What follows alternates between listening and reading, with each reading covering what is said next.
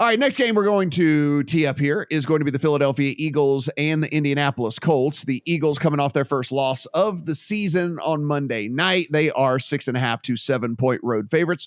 Over the Indianapolis Colts, 45.5 is your total. And the Colts went ahead and won a game. Jeff Saturday goes out and decides, you know what? I don't care that I said Sam Ehlinger is going to start for us. We're going to start Matt Ryan. And they went out, and Matt Ryan has this career game essentially for the last 3 seasons. He hadn't had a game that good in 3 years, and they end up winning the game. Now, why they're doing this, I have no idea. It's not beneficial to them in the long run, but that's neither here nor there. When we take a look at this one, Adam, I mean, look, I know this should be one of those things where we go, hey, here's a buy low on the Eagles. It's under a touchdown, and they're getting this Colts team that's coming off of a win. Market's overreacting.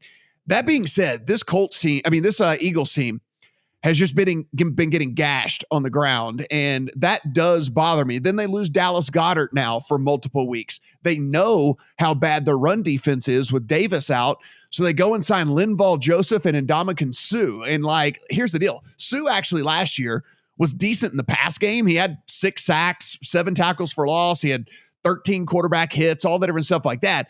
But he was a 57 grade against the run. So, I mean, it's you're getting a big body in there, but not necessarily a big body that plugs the run gap. And Philadelphia's given up 155 yards a game over the last 3 weeks. And so I don't know, man. Something has me feeling fishy about this one with Jonathan Taylor and all of that. I'm going to take a pass on this one.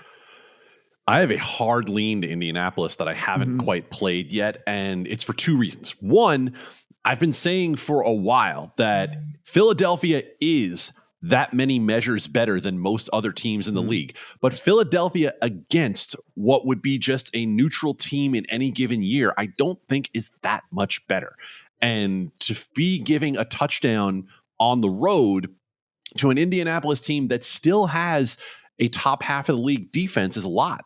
I haven't quite made the move yet, just because I don't want to overreact to Indianapolis in 1 week last week against a moribund Raiders team pulling things back around. And you guys know I've been lower on Indianapolis than the market for the entire season, but I've also noticed that my power ratings are starting to even out a little bit with Indy. I probably made some of the bigger adjustments in my power ratings this week than I have the entire season, largely because A, we have half the season to go with, and B, I think I finally got to the point where I was able to look and say, there are very few teams that are that much different than anyone else. And I changed the numbers a lot based on that. So the lean for me is Indy. I haven't played it yet. I will probably wait to see what the injury report ultimately plays out, because both Devontae Smith and A.J. Brown are on the injury report. If either one of them doesn't go, that probably will tip me to Indy.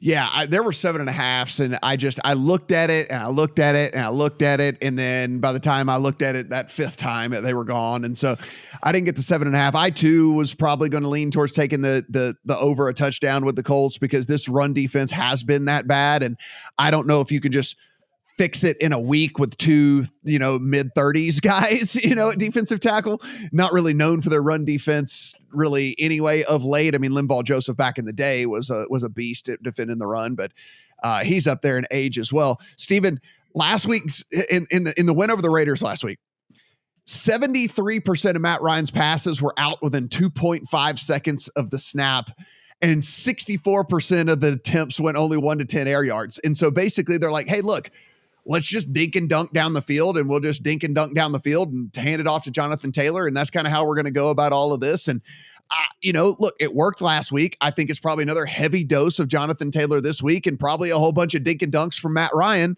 And with that being the case, that's basically an extension of the run game. The clock just ticks and ticks and ticks, and might even create a possession or 2 fewer for the Eagles, which makes taking 7.5 even more kind of appealing. Not a bad game plan from Jeff Ted Lasso Saturday and the 30-year-old first-time play caller against the Las Vegas Raiders. So hat tip to them. They got me good last week. So I agree with everything Adam said here. I don't have much to add other than I do think this is just an interesting week to observe Indianapolis, to see if they have kind of pivoted to actually caring and winning games the rest of the season. It certainly is counterintuitive over the long run if they want to actually get back to being near the top of the AFC, Matt. We both agree on that. And I think Jim Irsay tried and maybe hired too positive of a guy off the street here to actually motivate guys and get them to play well. So the minute they switch back to Matt Ryan, everything changed, in my opinion, on this team. They're not a bottom three team when Sam Ehlinger is on the bench. So Eli Hershkovich bet Indianapolis earlier this week. He got the 7.5. So another reason for everybody to be watching and listening to beat the closing line earlier in the week. But other than that, I think this is a week to observe and see if the Eagles can correct their issues against the bad offensive line against the run here, and whether or not Indy is going to be a middle of the road team, at least for the rest of the season, like we thought they might be coming into the year. Yeah, I look, it's a very interesting game, I think, just from a kind of moving forward standpoint, because guys, we had all, and rightfully so, had written off the Colts.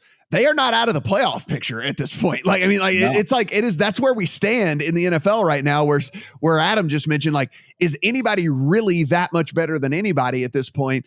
They're still within the playoff picture. And so this is Adams made great points over the last few weeks about how good the Indianapolis Colts defense is. The defense has never been the issue with this team. Yeah, no, for sure. So again, if this thing got to 7.5, I'll tell you, if it got back 7.5 somehow, I'd play it. Like I really would. I'd play the Colts on 7.5, and I'd feel pretty good about it. I think they'll be able to run the ball, keep it, kind of play some keep away from this Eagles team, and I think that's a decent way to kind of look about this. Total seems about appropriate though at 45.5.